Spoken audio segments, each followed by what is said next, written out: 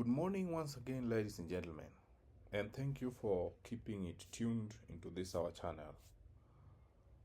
Well, this morning we would like to continue with our talks on the upbringing of the children. We all know that children are our gifts, special gifts from God. There is a special experience in bringing up the children.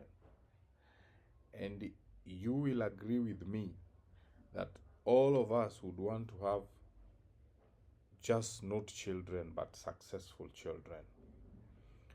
The joy of a parent is to have a successful child or children in that case. Success for me, I know various people, very many people have different view or definition of what success is all about. Some describe it as those who have made a lot of money. Some describe it as those who have gone for scale the heights of the most heights of education. Some consider it those who have acquired a massive wealth, so to say, and maybe the family doesn't lack. Well, each one of us have a different version of this, of what success is. And also, but as for my side, I think this is my definition of success. I only consider myself a successful parent once God has blessed me with a child and I take care of that child. I may ensure he or she gets the best of education, is well dressed, is well fed, fears God, and have respect for humanity, for people in that case, and is well equipped with basic skills of life. That kind of a child will scale the heights of success in life, because life is full of challenges. And therefore, I advise parents, fellow parents, we need to ensure we approach this idea of bringing the children in a broader perspective and equip the children with all necessary skills and knowledge about life, so that they be in a position to navigate the challenges that life throws in their way as they move along the journey.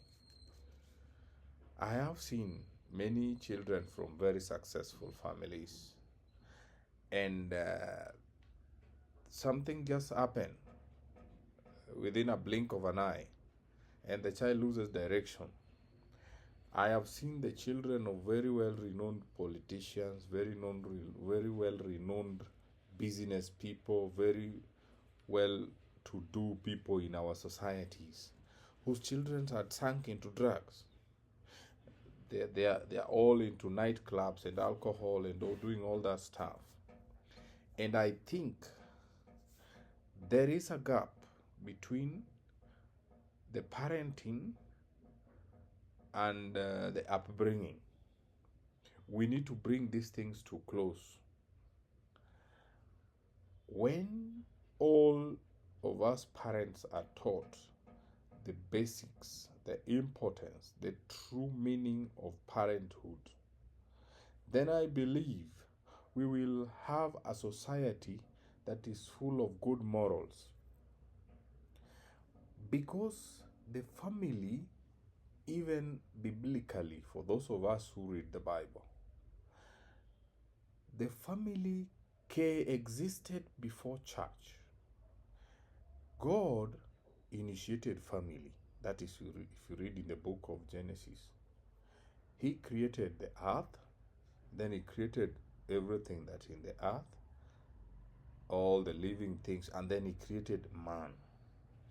And then the Bible goes ahead to say, He saw the man was very lonely, and then He created a helper.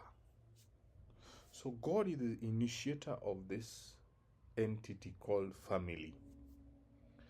That means if we have a strong family with good values and morals, we will have a good, strong community with good morals. We will have a strong church with good morals. And then we will end up having a nation with good morals. So the family is very much important. And I take it like if all of us are taught what the meaning of family and parenting and good parenting is, then we will not end up with a corrupt societies which seems to be losing directions left, right, and center. Because of us, we failed somewhere. Some of us, our parents didn't do the things that they are supposed to do as parents. And therefore, we need to come back to the table and strategize and see where we went wrong. Where did we lose it? Where did the rain started beating us? And then we recapture it from there. Because I have seen a child who is very successful in academics. She could, in this case, allow me to use an example of a girl child. She seems to be very successful in life, passed her all exam, very beautiful and very clean. But then life basic skills that we were taught when we were young with our parents, like cleaning the house, cook, that's our natural hygienes. She's very poor. And somebody once told me that, another friend told me when we were touring, that, beauty has attracted many ladies to the marriage, but character is busy returning them back to their parents' homes. And therefore, I will not put it directly to the child that is the mistake.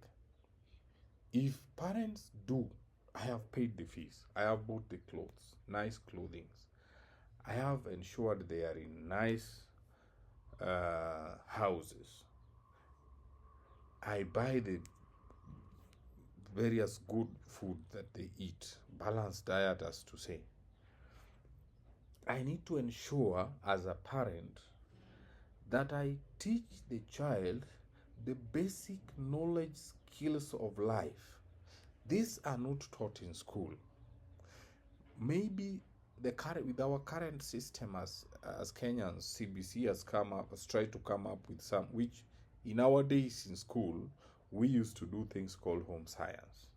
We would be taught how to stitch clothes, we would be taught how to cook, we would be taught how to do various house chores and all that, of which CBC is trying to incorporate into the system, the current academic structure. But then much more needs to be done at home. Because if a parent teaches the child how to cook, you need to show him. If she is a lady, the kitchen belongs to a lady. That is naturally like that. I can help her as my wife, yes, but then the kitchen belongs to a woman. That is undoubtedly the fact. So you come to get a lady who is well learned, doesn't know how to cook, and then he comes to get a man, he gets married to a man who was brought up with a mother who knew how to cook. Now the man in this case will try to start comparing the type of food he used to taste from the mother's kitchen and the person called the wife is doing in the house. So you will get there's a lot of clashing and backlash in this house. So many marriages are falling apart today that shouldn't have fallen apart because of poor upbringing of children. Girl child are not taught to be women. Men are not taught to be men enough. You get a man who is well learned and is lazing around, just want to sleep and eat being fed by a hardworking lady. Why? Because he didn't see a man. He wasn't shown who a man is and what a man is supposed to do. Manhood is not just that you are a man, you put on long pants and all that, and you have a bigger voice and all that. No, no, no. That is not manhood. A man comes first. He carries the family. A man is the foundation of the family. He carries the weight. The foundation carries all the weight. Well, the woman can help me. It is okay, because she is my helper, biblically even. But then the weight of the family is on a man. And that brings me to a point where I say a man needs a woman that will stand with him in every circumstances. And if this woman or lady wasn't taught to be a woman, then the man will somehow fade along the way. Because some of us men, we need just an encourager. Just need somebody to tell you, look, it will be fine. Tomorrow you haven't gotten anything. Take this strong tea and walk out. Pray for him. Encourage him. I think that you should be a support system as a lady. And these are taught in morals. Because the purpose of marriage, if it is to exist, it is for companionship. Companionship comes from the word company. So you need to keep me company. So what company are you going to provide? Companionship that is going to encourage me and make me achieve more, or company that is going to discourage me and make me lose focus. So as a lady, if a lady is taught up the right way and a man is brought up the right way, they will form the success system in a family, which the children will follow. And that is why you see most families today have brought up children who don't know who a man does. A boy child doesn't understand the role of a man in a family.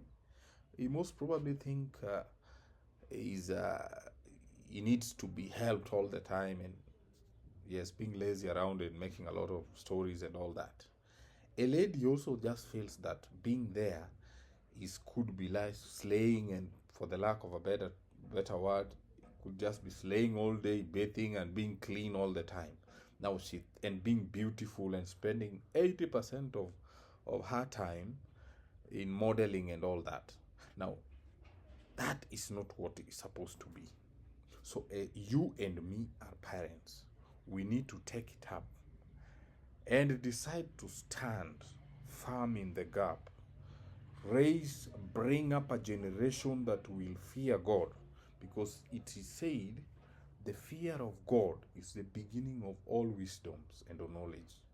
So if you bring up a child with the rightful morals, then you are sure this child, we will have a stronger family, and we will have a stronger society, and which will culminate into a stronger nation. So it all starts at the family line. We don't have to blame politicians. It didn't start there. It started from the family. This child was not seeing the father. He had an absentee father. And you cannot be what you did not see. Some of them were in a very toxic family where the father would come and beat the mother and beat the children, and everybody would run away. That is dangerous, because it will create what is called a mental distraction. There are so many people who are out here, ladies and men, who are afraid to get into marriage. But you see, marriage is a beautiful thing, ladies and gentlemen. I must tell you, it's a beautiful thing. Even if it is not working for you or it didn't work for you, let nobody tell you that marriage is evil, it's wicked. No. It might not work for me, it might not work for you, but it is working. There are so many things that has to be put together, small things that has to be put together for a successful marriage to work. It doesn't just work for itself. No, you have to make it work. And it is both parties must make it work. There are these people who approach marriage with an idea that because they think that he's gonna love me, is she gonna love me, well, it is fine. But you know, love does not keep marriage. Yeah, that needs to go down well. When people are dating, they are surviving on promises. Oh, I will love you. You will be mine forever. There is none like you. I cannot leave you. I don't sleep with before. They give all types of promises. And it is okay for that stage. Let me tell you, ladies and gentlemen, it is better to break 1,000,000 promises than breaking one covenant. Because those who are dating are surviving on promises. But the moment you cross over and get married, you will now survive on covenant. Marriage is sealed together by a covenant. And that's why two grown adults stand on the altar and one says in front of people, the church and the congregation, that me so and so do swear. You swear for somebody that you have never lived with. You have never spent 1 month with him or 1 week with him in the house or with her. And you swear in front of the church, your parents, her parents or his parents, and the congregation, that you will stay by them forever, in and out of season, both in love, in sickness, in health, and in I don't know what. And so you do that because it's a covenant. And if you break one covenant, it will haunt you for the rest of your life. I've heard so many people say that, ndoa ni mingi, wasichana ni mingi, wanaume ni wengi, sijui ni girls like matatu, men are like I don't know what. It is okay to say that, but it is better said than done. You need to be taught and learn what it is before you get into it. And I can assure you, everybody who are engaged for marriage, if they are taught correctly what marriage is all about, I swear that most of them will decide not to continue. Because it is slavery. Somebody once said, it is slavery you decided to go into and never to come out, for the lack of a better word. You have to go down, decide to go into it. All the chocolate, the flowers, the bouquet or all that, the gifts, they are always in the promises phase. And it is okay. They have to attract you to get him. And I always say, anything in life that you swear before you take, it is never easy. Look, in school, we go to school. For primary or for university, we study for 4 or 5 years, depending on the course you are taking, and then you are awarded a certificate or your degree after the course. All these things, any other institution, we always go, we study, we pay the fees, we study. At the end of the course, we hold a graduation, you are awarded the certificate or the merit document. For marriage, you are given before you undertake the study. That you need to think about that very clearly. Why would I be given a certificate today in my wedding? Because wedding takes 30 minutes. It is 30 minutes for you to have a wedding. But marriage takes a lifetime. And therefore, marriage is an event. Wedding is an event. Marriage is a process. So you will have to go through entire process. In this process, the midlife crisis will hit you, and you need to have the support structures to survive when the midlife crisis happens. Be it sickness, the loss of jobs, the age catches up with you and all that. Because if you married for instance, a curvy lady, beautiful lady, 10 years on, she won't be that shape that you married. So you need to know what is taking you there. It is a covenant. It is not the shape. It is not the attraction or the appearance. It is not the money. We lose jobs. We get them today, we lose tomorrow. Sickness come, accidents happen. How will you survive?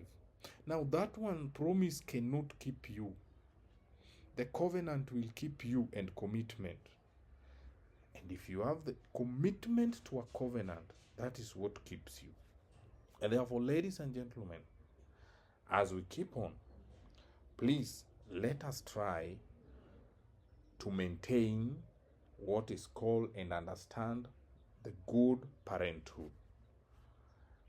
And for those of us who have not subscribed to my channel, kindly, please, I am begging you to subscribe, hit the notification bell, and like. Thank you so much. God bless you all. Thank you.